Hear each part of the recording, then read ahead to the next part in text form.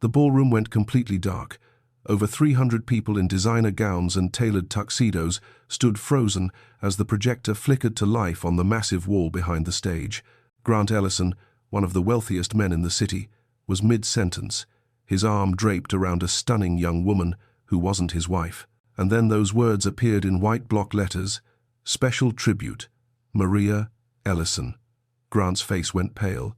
His grip on the woman's waist loosened. Across the room, Maria stood alone near the entrance, her breath caught in her throat. She hadn't planned this. She didn't know what was about to happen. But in 10 seconds, the entire room would turn against the man she once loved, and nothing would ever be the same again. That morning had started like so many others in the past year.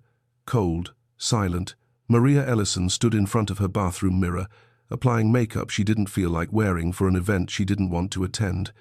The annual Ellison Foundation Charity Gala. It used to mean something to her.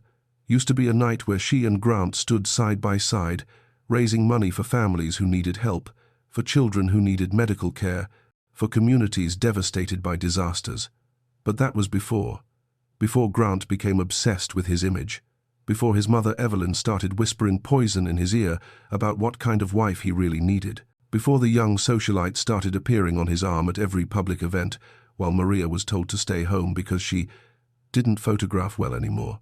She was 41 years old, still beautiful by any standard, but in Grant's world, that wasn't young enough, that wasn't exciting enough, that wasn't profitable enough for his brand. Maria heard him moving around in the bedroom they no longer really shared. He slept in the guest wing most nights now, citing work stress and early meetings, but she knew better. She'd known for months. The late nights, the secretive phone calls, the way he looked at her like she was an obligation rather than a partner. That morning, she'd decided she was going to the gala whether he wanted her there or not. She was still his wife, still had her name on the foundation, still had every right to be there. When she walked into the bedroom, Grant was adjusting his bow tie in the mirror. He didn't look at her. "You don't have to come tonight," he said flatly. Maria stopped. "Excuse me?" "The gala. You don't have to come. I know these events stress you out." She felt her chest tighten. "I'm your wife, Grant. Or did you forget?" He finally turned to look at her, and the coldness in his eyes made her stomach drop. "I haven't forgotten, but tonight is important. There are investors, board members, people who matter. And I don't matter?" He sighed like she was exhausting him. "That's not what I said, but it was exactly what he meant." Maria stood there, holding back tears, watching the man she'd spent 15 years of her life with treat her like she was invisible. "I'm going," she said quietly. Grant shrugged. "Suit yourself." He walked past her without another word, and she heard the front door close a few minutes later. He didn't wait for her, didn't offer to ride together, just left. Maria sat down on the edge of the bed, staring at her hands. How had it come to this? How had the man who once promised to love her forever become someone who couldn't even stand to be in the same room with her? She was still sitting there 20 minutes later when she heard something slide under the door. She looked up, confused. They lived in a gated estate. No one could get onto the property without clearance. Slowly, she walked to the door and opened it. The hallway was empty, but on the floor, just outside, was a thick manila envelope with no return address, no name, just the word "Tonight" written in black marker across the front. Maria picked it up, her hands trembling slightly. She closed the door, locked it, and sat back down on the bed. For a long moment, she just stared at the envelope. Part of her didn't want to open it, didn't want to know what was inside. But another part of her, the part that had been living in denial for too long, needed to see. She tore it open. Inside was a single photograph. Grant and a young woman. They were standing outside a hotel, and he was kissing her. Not a polite kiss, not a friendly kiss, a real, intimate kiss. The kind of kiss you give someone you're in love with. The timestamp at the bottom read, "Last night, 11:47 p.m. Maria felt like she couldn't breathe. Last night, Grant had told her he was working late at the office, told her not to wait up, and instead, he'd been with her, with this woman. Maria flipped the photo over. On the back, in the same handwriting as the envelope, were 5 words. "Tonight, you'll learn the truth." Before we dive deeper, let us know in the comments where you're watching from. We'd love to hear from you. And if you're new here, Click on the subscribe button so you never miss any of our upcoming videos. Maria's mind was racing. Who sent this? How did they get onto the property? And what truth were they talking about? She looked at the photo again, studying the woman's face. She was young, mid-20s, maybe, blonde, beautiful, in that effortless way that made Maria feel old and invisible. She wanted to scream, wanted to throw something, wanted to confront Grant immediately. But instead, she did something she hadn't done in a long time. She got angry, not sad, not defeated, angry. And she decided right then that she was going to that gala. She was going to walk into that ballroom, and she was going to look him in the eye and remind him that she existed, that she mattered, that he didn't get to erase her. She put the photo back in the envelope, hid it in her purse, and finished getting ready. When she arrived at the Grand Sterling Hotel 2 hours later, the gala was already in full swing. The ballroom was breathtaking. Crystal chandeliers hung from the ceiling, casting warm golden light across the room. A string quartet played near the stage. Hundreds of guests mingled, champagne glasses in hand, discussing business deals and vacation homes and all the things wealthy people talked about when they thought no one was listening. Maria walked in alone. No one greeted her. A few people glanced her way, but most looked past her like she was part of the furniture. She spotted Grant almost immediately. He was standing near the center of the room, laughing with a group of men in expensive suits, and next to him, with her hand resting lightly on his arm, was the woman from the photograph. Maria felt her breath catch. So she was here, at the gala, as his guest. Grant saw Maria, and his expression shifted for just a second. Surprise, maybe guilt, but then it was gone, replaced by that cold, detached look she'd become so familiar with. He turned away and continued his conversation like she wasn't even there. Maria's hands clenched into fists. She wanted to march over there, wanted to make a scene, but before she could move, someone touched her arm. She turned to see Evelyn Ellison, Grant's mother, standing beside her. Evelyn was 72 years old, thin as a rail, with silver hair pulled back in a tight bun and a permanent expression of disapproval. "You shouldn't have come," Evelyn said quietly. Her voice was calm, but the words cut like a knife. Maria stared at her. "Excuse me? This night isn't about you, Maria. It's about the foundation, about Grant's work. You being here only complicates things." Maria felt her anger rising. "I'm his wife, for now," Evelyn said coldly. Then she walked away, leaving Maria standing there, humiliated and furious. What did that mean? For now? Was Grant planning to divorce her? Was that why he'd been so distant? Was that why this woman was here? Maria's mind was spinning. She looked across the room again and saw Grant whispering something in the young woman's ear. She laughed and leaned into him, and Maria felt something inside her crack. But then she noticed something else. A woman, standing near the back of the room, partially hidden behind a pillar. She was younger, maybe late 20s, with dark hair and glasses, and she was staring directly at Maria. Not at Grant, not at the crowd, at Maria. Their eyes met, and the woman smiled. Not a friendly smile, not a mocking smile. Something else, something that looked almost like recognition. Maria frowned. She didn't know this woman, had never seen her before in her life, but before she could think about it further, the lights suddenly went out. The entire ballroom plunged into darkness. People gasped, someone laughed nervously, and then the projector behind the stage flickered on, casting a massive image onto the wall. In bold white letters, it read, "Special Tribute, Maria Ellison." Maria's heart stopped. She looked around, confused. She hadn't planned anything, hadn't arranged any tribute. Grant's voice cut through the murmurs. "Turn that off, now." But no one did, and then the video began. The first image that appeared on the screen was of Maria, but not recent Maria. This was Maria from 5 years ago, standing in a community center, handing out blankets to homeless families during a winter storm. The narrator's voice was calm, measured, and completely unfamiliar. While the world celebrated her husband, Maria Ellison worked in silence. Another image, Maria at a children's hospital, sitting beside a young girl with cancer, reading her a story. She funded medical treatments for over 40 families. Most of them never knew her name. Another clip, Maria organizing a food drive. Maria rebuilding homes after a hurricane. Maria sitting with elderly residents at a nursing home. The crowd began to murmur. People were pulling out their phones, recording. Maria stood frozen, watching herself on that screen. She'd done all of those things, but she'd never told anyone, never posted about it, never used it for publicity. She'd just done it. Because it mattered, because people needed help. Grant was standing near the stage now, his face red with anger. He grabbed one of the event coordinators. "Who approved this? Shut it down." The coordinator looked terrified. "Sir, I don't know who's running the projector. It's not our system." Grant turned to Sienna, the young woman beside him. "This wasn't supposed to happen. Someone's trying to sabotage me." Sienna looked uncomfortable. "Maybe we should just let it finish?" "No," Grant snapped. "This makes me look bad."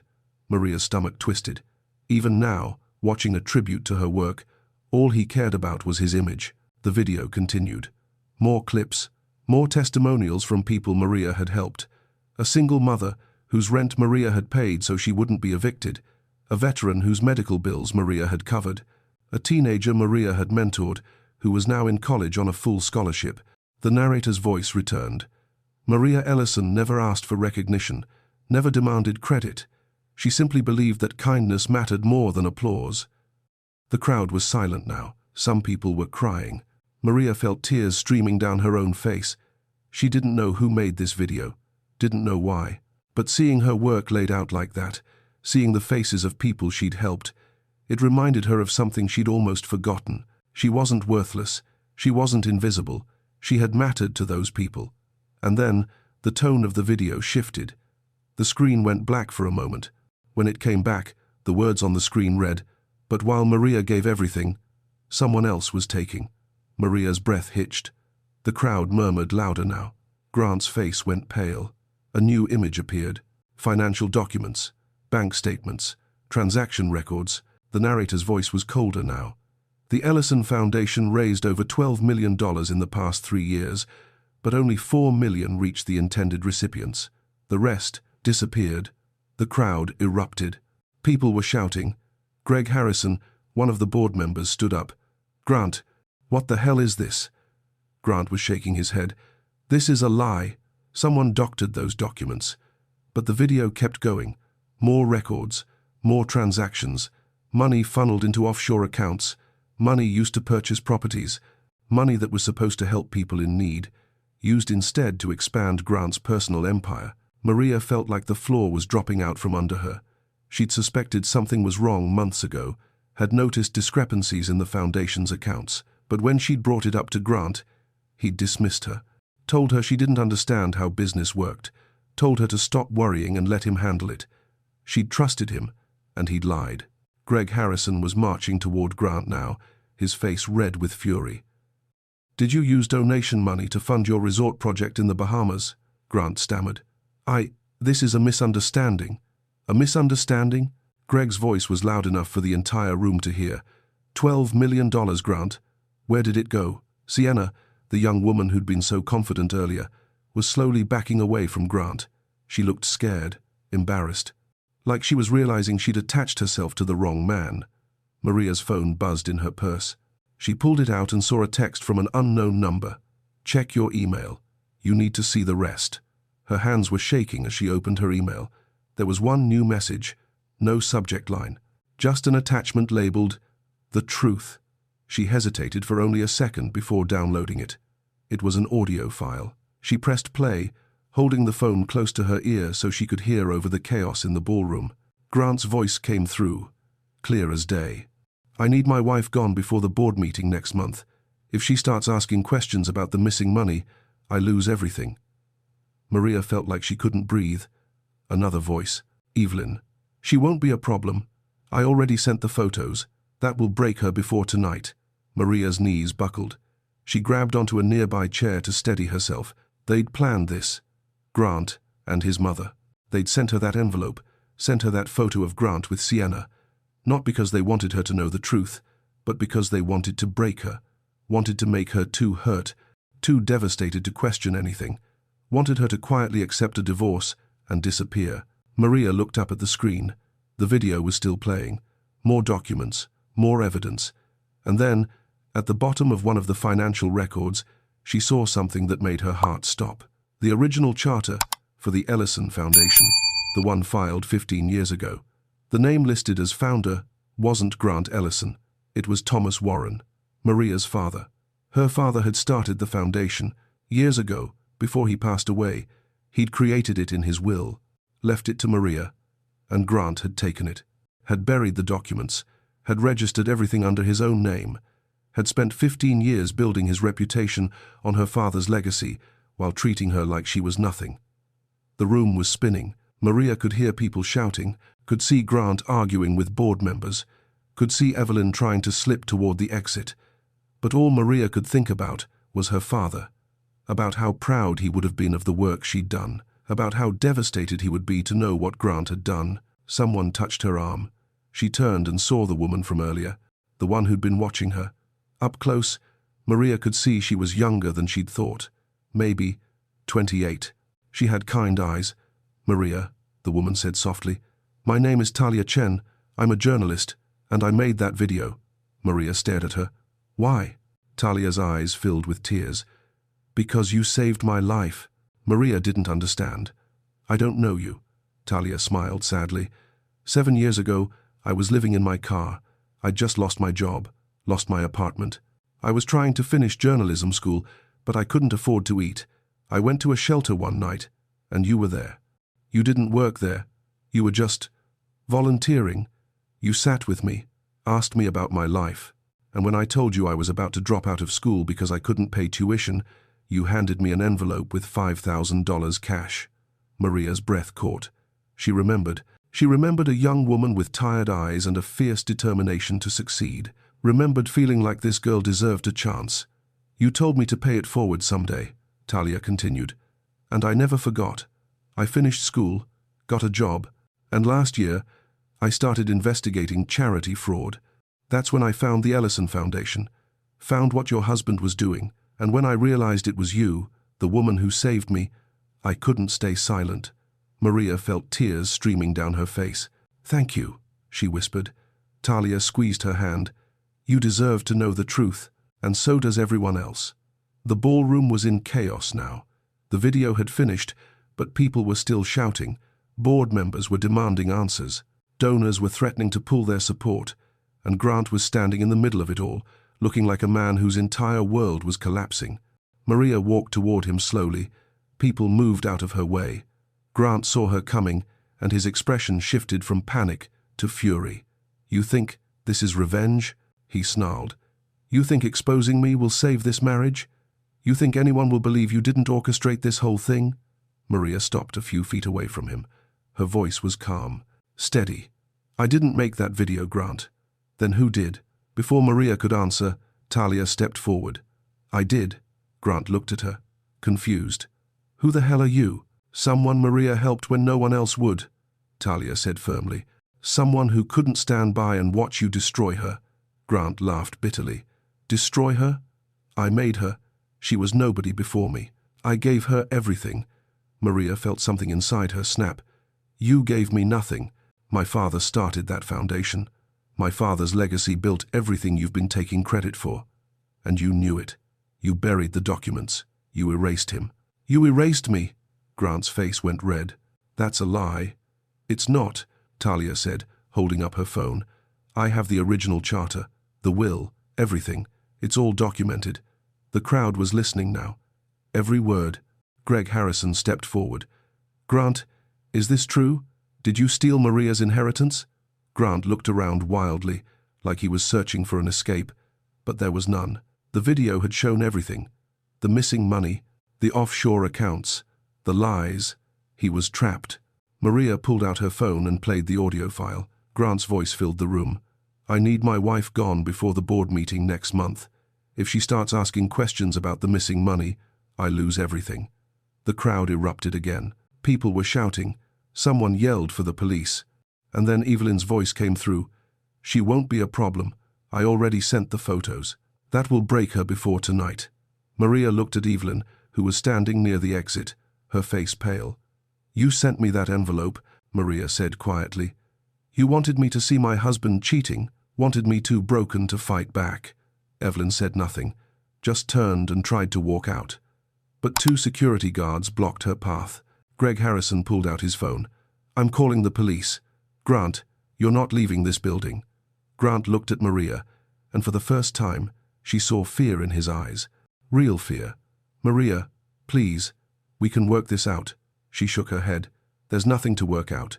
You stole from people who needed help. You stole from me, and you tried to destroy me when I got too close to the truth. We're done, Maria. We're done," she repeated, her voice breaking. And then the police arrived. The next hour was a blur. Police officers escorted Grant and Evelyn out of the ballroom in handcuffs. Photographers captured every moment.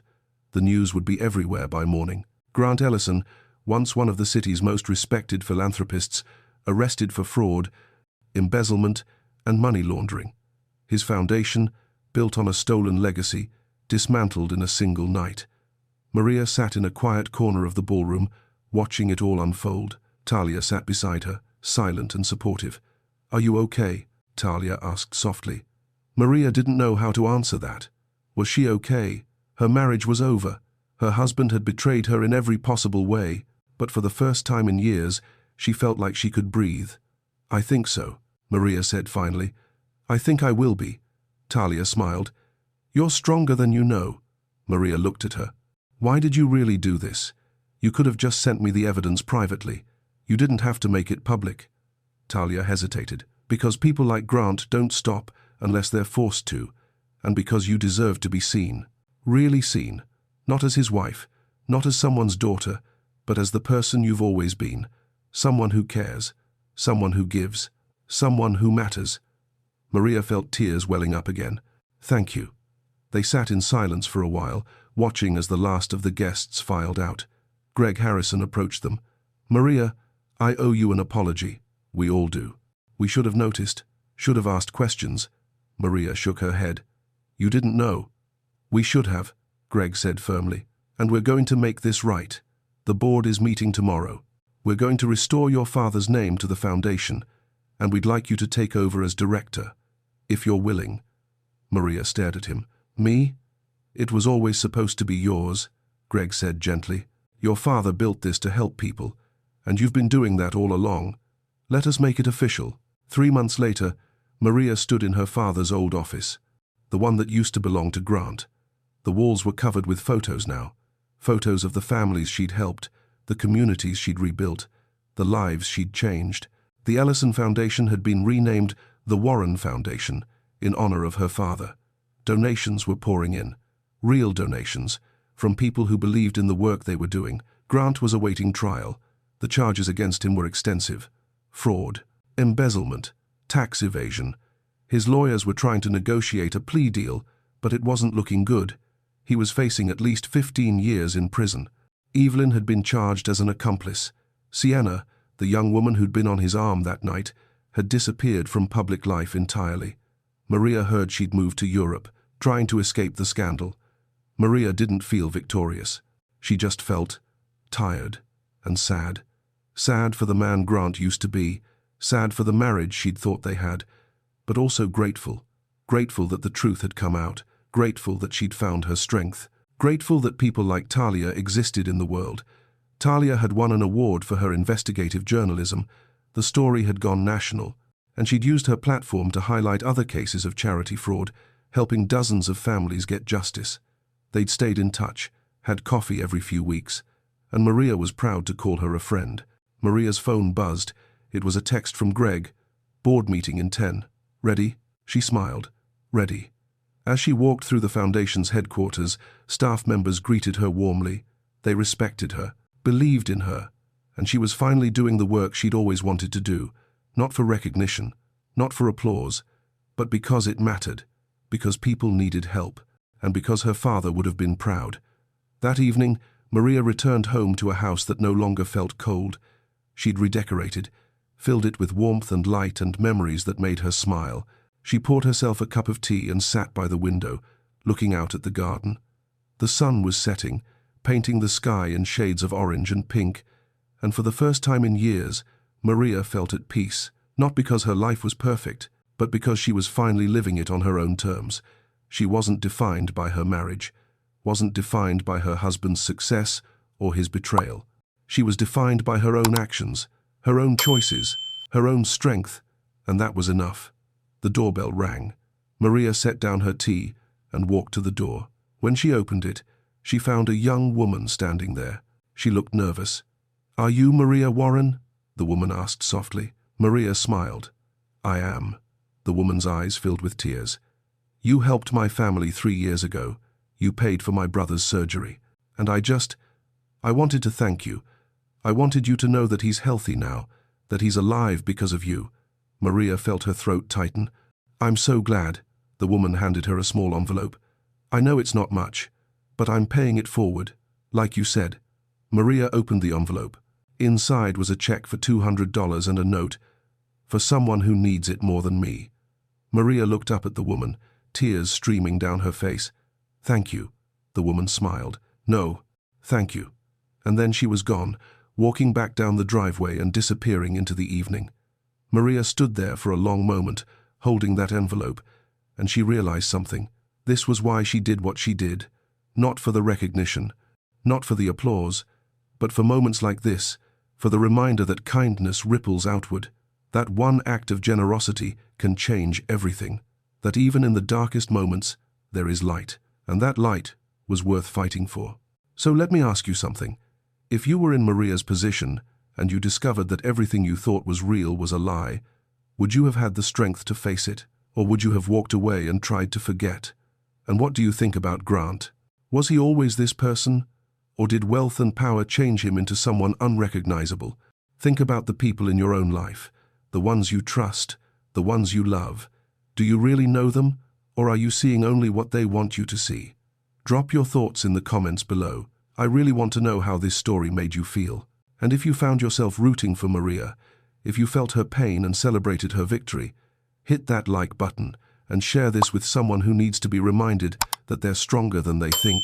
Because sometimes the hardest part of betrayal isn't what was taken from us. It's realizing we had the power to take it back all along. Maria didn't need Grant to define her worth. She just needed to remember who she was before he tried to make her forget. And maybe that's the lesson here, that no matter how broken we feel, no matter how invisible we've been made to believe we are, the truth always has a way of bringing us back to ourselves. Thank you for watching. And remember, your story isn't over. Not even close.